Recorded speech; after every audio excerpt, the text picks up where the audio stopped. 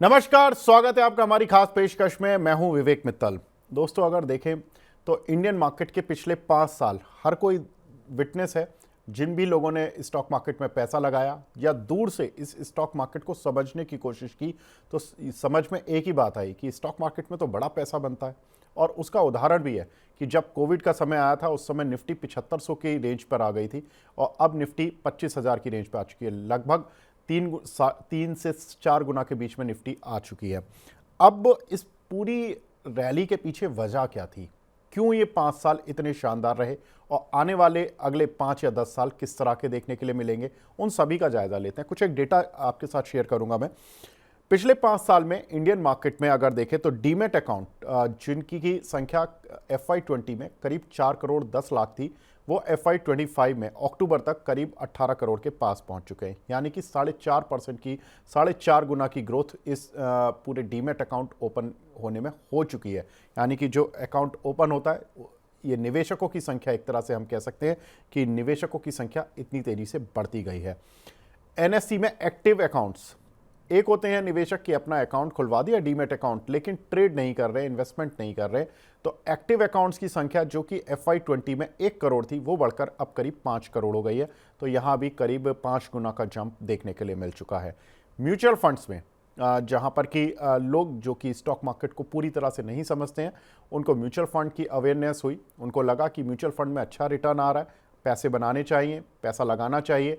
Mutual fund का AUM जो कि 2020 में करीब 22 ट्रिलियन रुपीस का था, यानी कि 22 लाख करोड़ का था, वो बढ़कर अब 69 लाख करोड़ हो चुका है। तो लगभग 3 गुना का जंप यहां पर देखने के लिए मिला।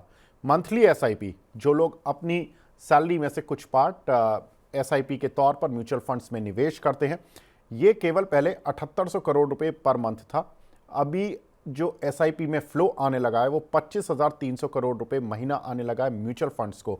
यानी कि म्यूचुअल फंड्स के पास करीब करीब 3 गुना से ज़्यादा पैसा अब उनको हर मंथ मिल जाता है लगाने के लिए। जब भी हम देखते हैं कि DIs का जो इनफ्लो है इंडियन मार्केट में, वो डेली बाय साइड पर ही रहना पसंद करते हैं, क्योंकि उनके पास पैसा ही इतना आ रहा है कि उनको निवेश करना उनकी मजबूरी है और वो पैसा लगाते चलते हैं।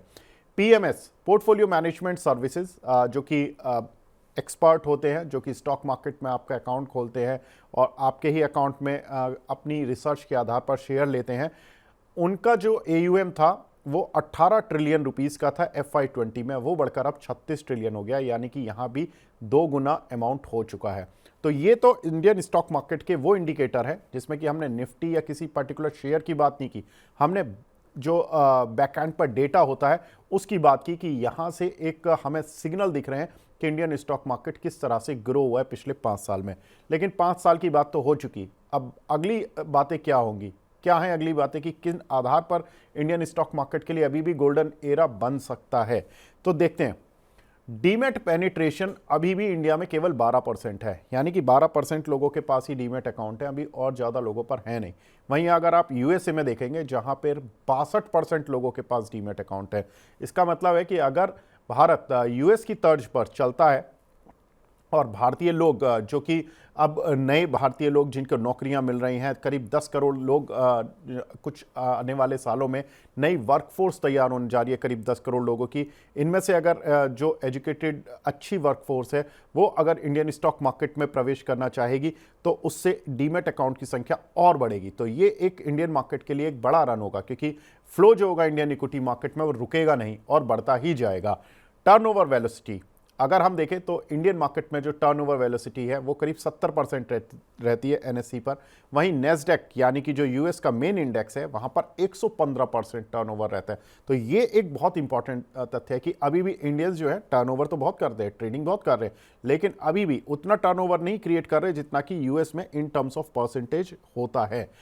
Mutual fund AUM to GDP ratio आज भी इंडिया में 17% ही है। वहीं अगर ग्लोबल स्टैंडर्ड देखें तो 65% है। इसका मतलब है कि इंडिया में अभी बहुत स्कोप है कि इंडियंस जो हैं इंडियन मार्केट में अभी बहुत तेज़ी से आ सकते हैं।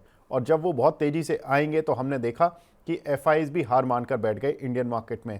वो माल बेचते गए FIs और DIs, और हमारे रिटेल निवेशक माल खरीदते गए। अंत ये आया कि एफआईज ने थक कर हार मान ली और वो भी निवेशक दोबारा से बनने लगे हैं, दोबारा से खरीदारी करने लगे हैं। वहीं डीआईज ने अच्छे पैसे बनाए। रिटेल निवेशकों ने जिन्होंने ट्रेडिंग की उनको कुछ नुकसान भी लगे, लेकिन जो स्मार्ट इन्वेस्टर और अच्छे इन्वेस्टर रहे जिन्होंने सेंसिबली अपने इन्वेस्टमेंट पोर्टफोलियोज को संभाला, उनके इन्वेस्टमेंट में अच्छे रिटर्न बने, पैसा भी बना। लेकिन अब पैसा कहाँ बनेगा, अगला सवाल यही उठता है।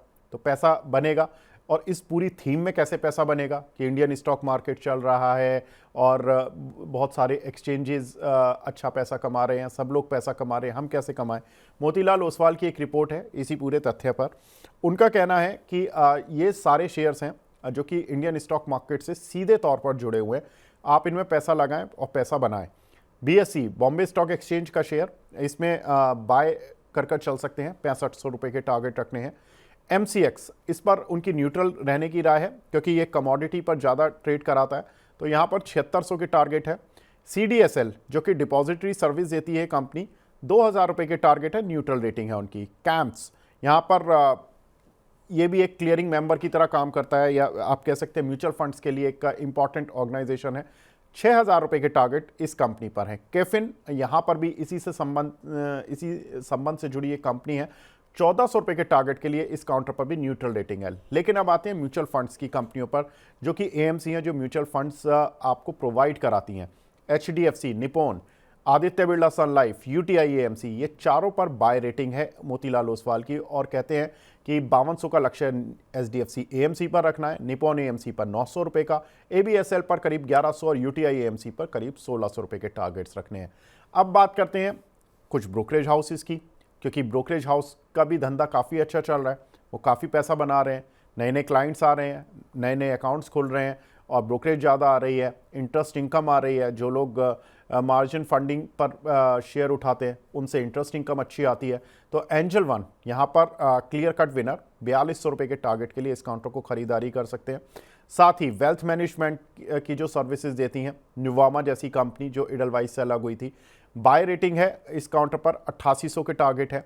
आनंद राठी वेल्थ, ये भी वेल्थ मैनेजमेंट की सर्विस देती है, न्यूट्रल रेटिंग है, 4500 के टारगेट है। तो ये ओवरऑल जो स्टॉक मार्केट से डायरेक्टली लिंक्ड कंपनियां हैं, इन सभी पर बाय या न्यूट्रल रेटिंग मोतीलाल ओसवाल की है। तो ये ये तो शॉर्ट टर्म टारगेट हैं, शॉर्ट टर्म इन सेंस कि 12 से 18 महीने के टारगेट्स होते हैं जनरली, और इसमें आप निवेश करके पैसा कमा सकते हैं। लेकिन इंडियन स्टॉक मार्केट के लिए जो ट्रिगर हमने बताए, जिसमें कि अभी भी डीमेट पेनिट्रेशन कम है और टर्नओवर वेलोसिटी कम है, साथ ही म्यूचुअल फंड AUM भी अभी इंडिया में उतना नहीं है जितना कि ग्लोबल स्टैंडर्ड्स पर है। अगर इन ग्लोबल स्टैंडर्ड्स पर हम आ जाएंगे तो इंडियन स्टॉक मार्केट कहाँ होगा, और इंडियन स्टॉक मार्केट में जो कंपनियों की वैल्यूएशन है और कंपनियों की वैल्यू है, शेयरों की वैल्यू है, वो कहाँ होगी। ये भी बड़ी आश्चर्यजनक चीज़ें होंगी जो कि आप शायद अभी नहीं समझ पाएंगे, लेकिन जब ये वैल्यूज़ आएंगी तब आपको काफ़ी आश्चर्य होगा कि या दुख भी होगा जिन लोगों ने निवेश नहीं किया।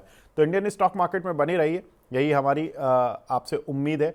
लेकिन अपने जो रिसर्च करके शेयर लें और अपने किसी सलाहकार के साथ ही जुड़कर स्टॉक मार्केट में निवेश करें, ये भी एक आपके लिए ज़रूरत भरी चीज़ रहेगी। तो फिलहाल इस पेशकश को यहीं पर विराम देते हैं। नमस्कार।